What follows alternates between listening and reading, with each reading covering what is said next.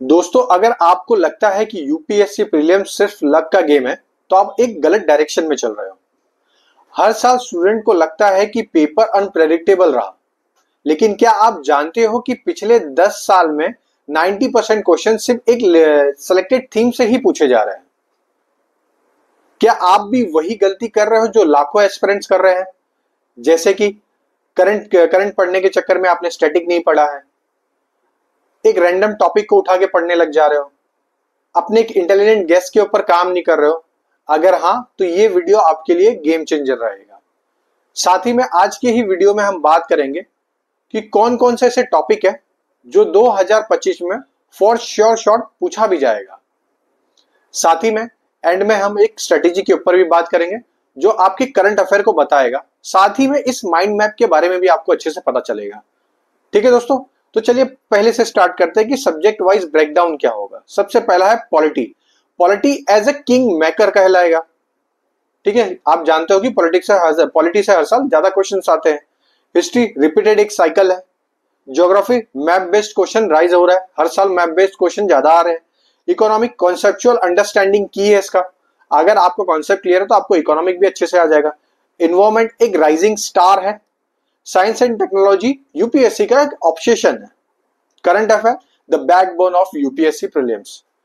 अब 3 golden rule के बारे में बात करेंगे। 3 से ज्यादा भी हो सकता है, मगर जो मुझे लगा सबसे ज्यादा, सबसे पहला है revise high weightage topic 3 time before the exam. High weightage topic आज मैं आपको बताऊंगा भी डिटेल में। ठीक है, use PYQ to identify pattern and question framing, same चीज है। Take mock test and analyse mistake UPSC repeated themes. आपको पीवाईक्यू दे के हमेशा रिपीटेड थीम पता लगाने, जो मैं अभी आपको करके दिखाऊंगा भी। रिवर्स इंजीनियरिंग या रिवर्स लर्निंग भी अच्छे से होना, और smart elimination.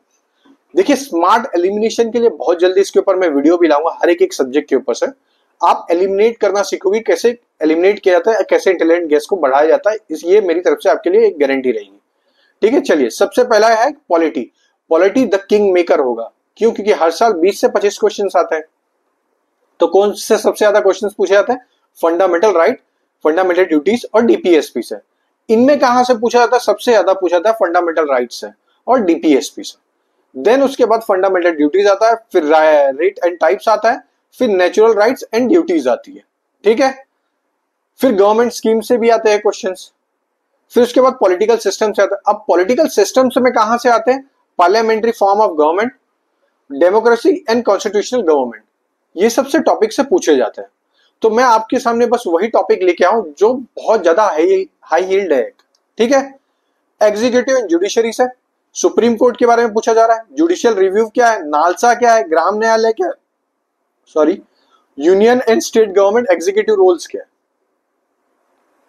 Amendment constitution, amendability of the constitution, constitutional amendment क्या होते हैं, सेंट्रल स्टेट का रिलेशनशिप क्या है, तो जिसमें लेजिस्लेटिव रिलेशन क्या है, फिर commission on central state relation.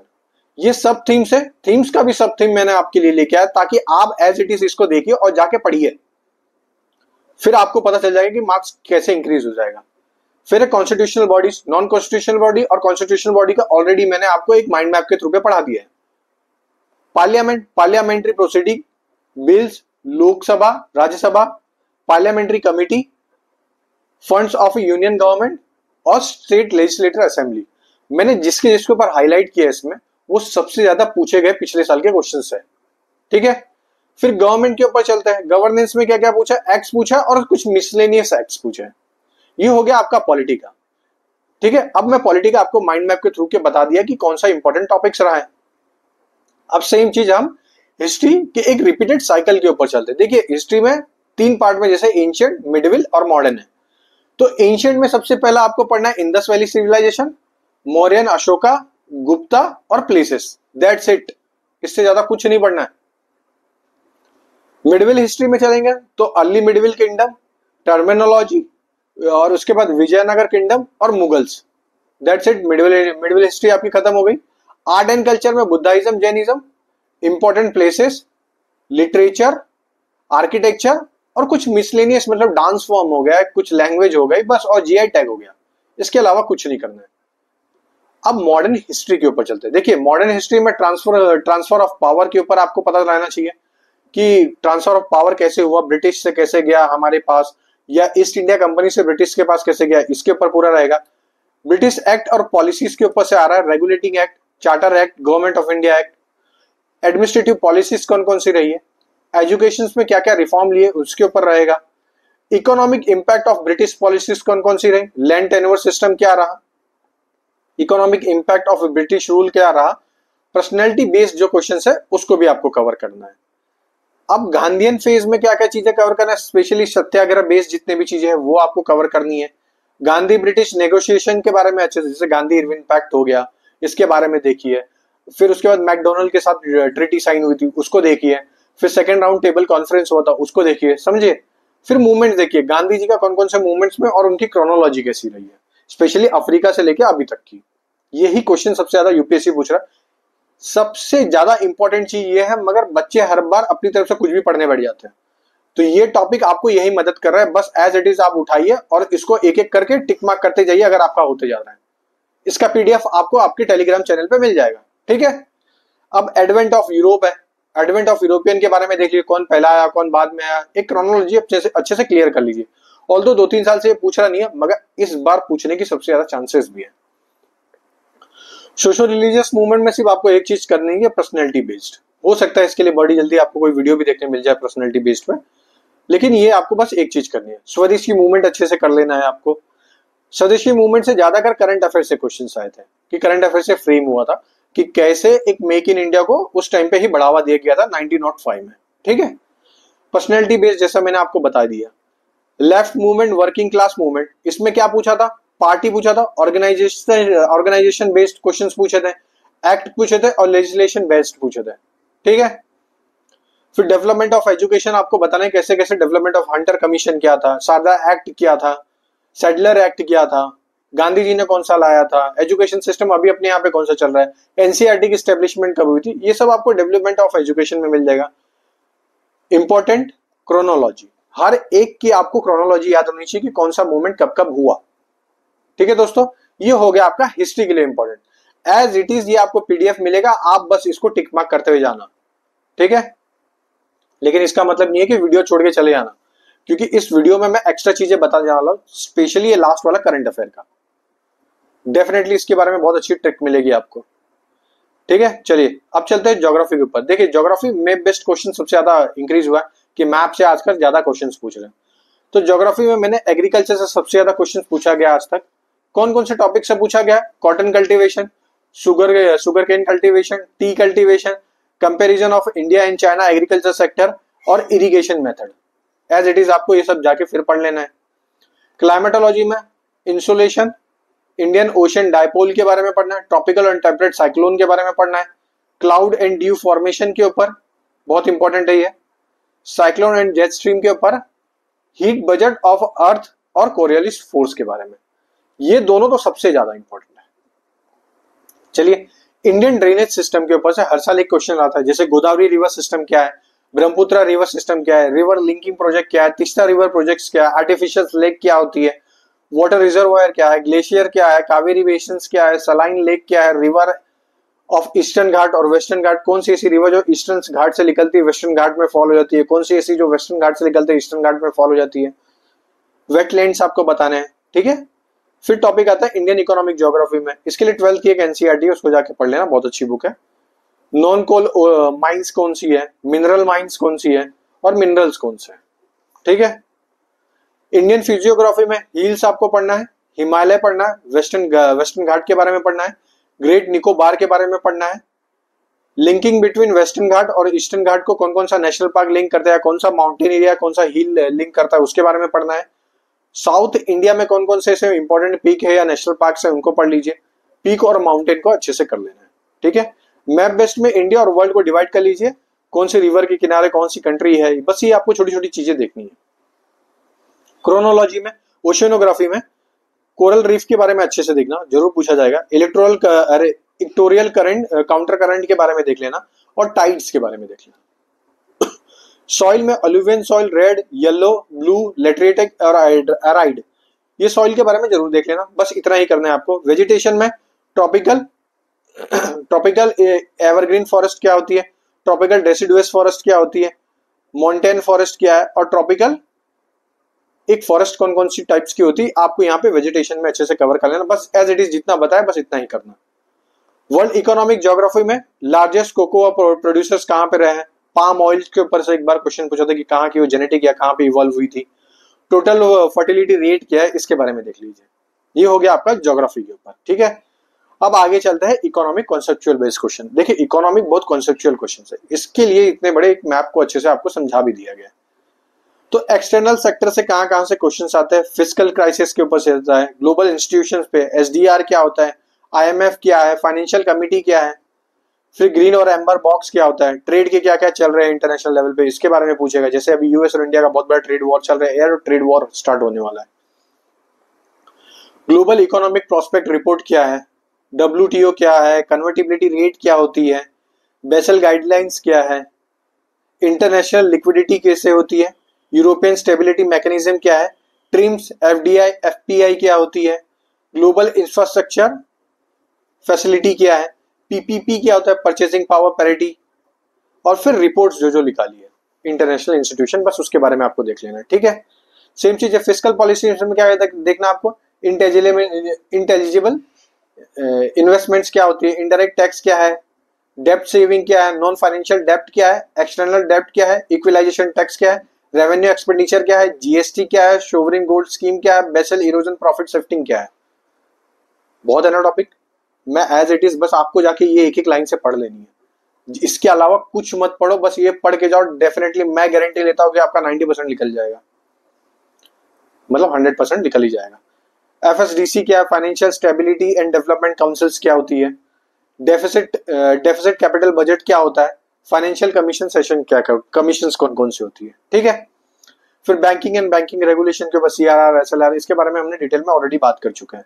अब चलते हैं फाइनेंस मार्केट के ऊपर। देखिए फाइनेंस मार्केट में मसाला बॉन्ड और टी बिल क्या है, पार्टिसिपेटरी नोट क्या है, बॉन्ड मार्केट क्या है, गवर्नमेंट सिक्योरिटी क्या है, इन्वेस्टमेंट इंफ्रास्ट्रक्चर बैंक क्या होती है, एक कन्वर्टिबल बॉन्ड क्या होता है, कैपिटल मार्केट क्या होता है, मनी मार्केट क्या होता है, कॉर्पोरेट बॉन्ड क्या है, फाइनेंशियल इंस्ट्रूमेंट क्या है, ट्रेजरी बिल क्या है, इनवाइट्स क्या है, term used in financial market. सब कीवर्ड्स है, बस आपको जाके सर्च करना है और एक एक पेज में नोट्स बना लेना, दैट्स इट।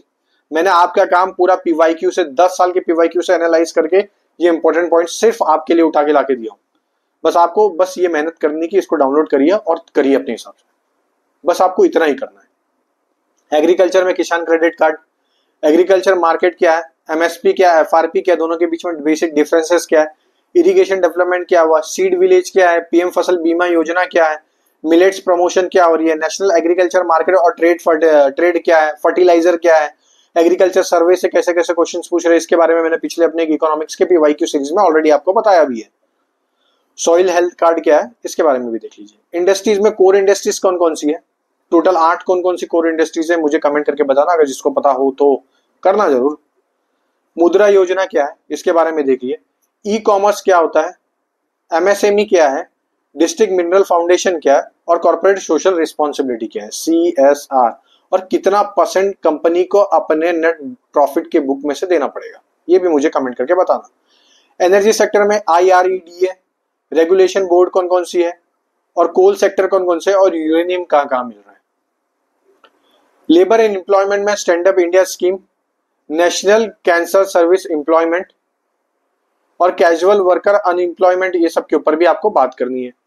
सोशल सिक्योरिटी में जन धन योजना बताना है, नेशनल पेंशन स्कीम्स बतानी है, एनएफएस है नेशनल फूड सिक्योरिटी एक्ट 13 का, और self help group. Self help group इस बार का सबसे इंपॉर्टेंट है क्योंकि बांग्लादेश में जो रेवोल्यूशन हुआ है, यूनुस करके नाम था उनका, उन्होंने सेल्फ हेल्प ग्रुप के एक इन्वेंशन किया जिसके वजह से उनको मिला था नोबेल प्राइज, ठीक है। नेशनल इनकम अकाउंटिंग जिसमें GNP, GDP to tax ratio, GDP growth rate आपको बताना है, कैपिटल एंड लेबर ऑगमेंटेशन बताना है, कैपिटल फॉर्मेशन क्या होती है, रियल सेक्टर क्या है, टाइप्स ऑफ इकोनॉमिक्स क्या है, ठीक है। मनी और मनी सप्लाई में ज्यादातर money multiplier, cash reserve ratio, digital currency के ऊपर करेंसी डिवैल्यूएशन, वाटर क्रेडिट, और रेरा और नीरा क्या है, ये दोनों के बारे में आपको पता चलेगा, ठीक है। मॉनेटरी पॉलिसी में सेंट्रल बैंक का क्या रोल रहा है, SLR, MCLR, CRR, monetary policies क्या क्या रही है, कौन कौन सी टूल है, मॉनेटरी पॉलिटी कमेटी कौन सी है, इसके बारे में देखिए, पूछा गया है ये सब क्वेश्चन ही। एक्सपेंशनिस्ट मॉनेटरी पॉलिसीज क्या होती है, ये 2024 में ही पूछा गया था ये question. Sterilisation open market operation क्या है, इसके बारे में भी देखिए। फिर इन्फ्लेशन और recession already all weather road है, ये बेसिक टर्म्स है, आप इसको अच्छे से सर्च करिए, दोनों में फर्क क्या है, इन्फ्लेशन क्या होता है, रिसेशन क्या होता है। फिर पेमेंट इकोसिस्टम है, एनपीसीआई क्या है, यूपीआई क्या है। यूपीआई से इस बार क्वेश्चन पूछ सकते हैं, क्यों पूछ सकते हैं, क्योंकि यूपीआई बहुत पब्लिश हुआ है, एज ए इंटरनेशनल लेवल पे इसका डिमांड आया। तो इंटरनेशनल लेवल पे कौन सी यूपीआई की एक ऑर्गेनाइजेशन बनी है और उसका हेडक्वार्टर कहाँ पे, मुझे कमेंट करके बता रहा, मैंने ऑलरेडी पीटी 365 में बताया भी है। मर्चेंट डिस्काउंट रेट क्या होता है, इन्फ्लेशन कंट्रोलिंग क्या होती है, डब्ल्यूपीआई और सीपीआई में क्या फर्क है, और storage of a payment system data कहाँ पे और कैसे आरबीआई ने इसके ऊपर रूल लाया था, इसके ऊपर से। ये पूरा आपका हो गया इकोनॉमिक का कॉन्सेप्चुअल अंडरस्टैंडिंग की के हिसाब से कौन कौन से प्रीवियस ईयर में क्वेश्चंस आए हैं। अब चलते हैं इन्वायरमेंट। एक हर साल कुछ ना कुछ तो बढ़ा के कुछ ना कुछ तरीके से पूछ, जैसे फूड एंड फॉरेस्ट लॉ से कैंपा पूछा गया है, इंडियन फॉरेस्ट एंड ऑर्डिनेंस के ऊपर पूछा गया है। सॉरी दोस्तों, पानी पी रहा हूं।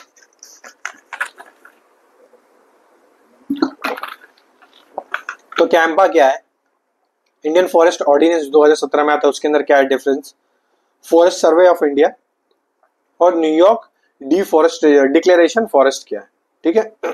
ये सब पिछले साल क्वेश्चंस पूछे गए, एज इट इज मैं आपको बता रहा हूँ।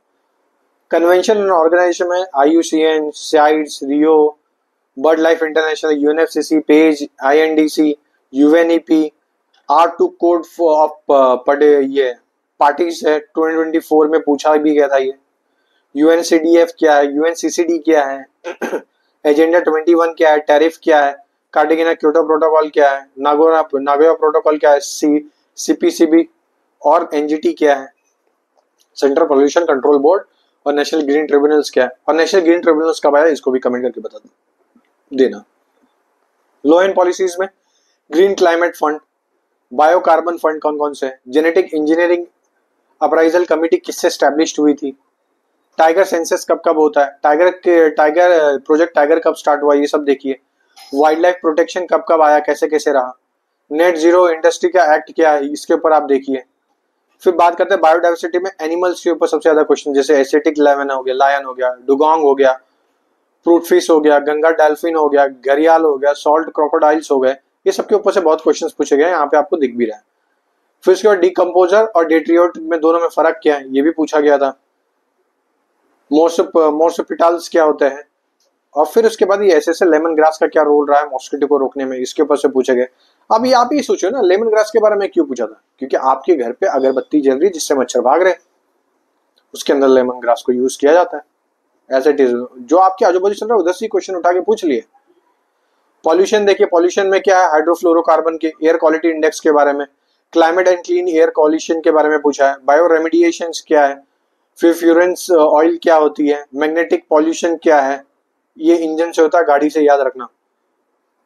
फिर उसके बाद ये आपका पॉलीथीन क्या है, पॉलीथीन के कैसे कैसे आप पॉलीथीन पहचान सकते हैं, बस इसी के बारे में बताया गया, ठीक है।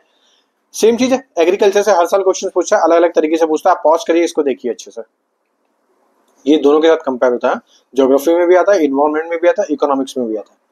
क्लाइमेट चेंज में क्योटो प्रोटोकॉल क्या है, मॉन्ट्रियल प्रोटोकॉल क्या है, नगोया प्रोटोकॉल क्या है, ग्लोबल क्लाइमेट अलायंस कहाँ हो रही है, बिरोक टेक्नोलॉजी क्या है, द क्लाइमेट ग्रुप कौन कौन सी है, क्लाइमेट एक्शन ट्रैक कौन कौन से हैं, फिर कॉमन कार्बन मार्केट कौन कौन से, स्टील स्लैग क्या है, बेसाल्ट रॉक क्या है, इन सब चीजों के बारे में अच्छे से ध्यान से देखना।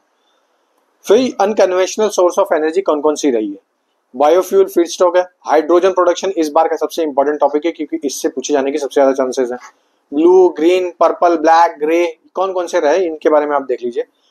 फ्यूल सेल और इलेक्ट्रॉनिक व्हीकल में क्या क्या फ्यूल सेल का रोल रहा है ये देखिए। इकोसिस्टम क्या है, इको टाइप्स ऑफ इकोसिस्टम क्या क्या हो सकते हैं, carbon, nitrogen, phosphorus, sulphur cycle क्या क्या है, वेटलैंड क्या है, इन दोनों में सबसे ज्यादा ग्रीन कौन सा इन सबों में, effect of a sand mining हुई तो उससे क्या इन्वायरमेंटल इंपैक्ट पड़ रहा है वो देखिए।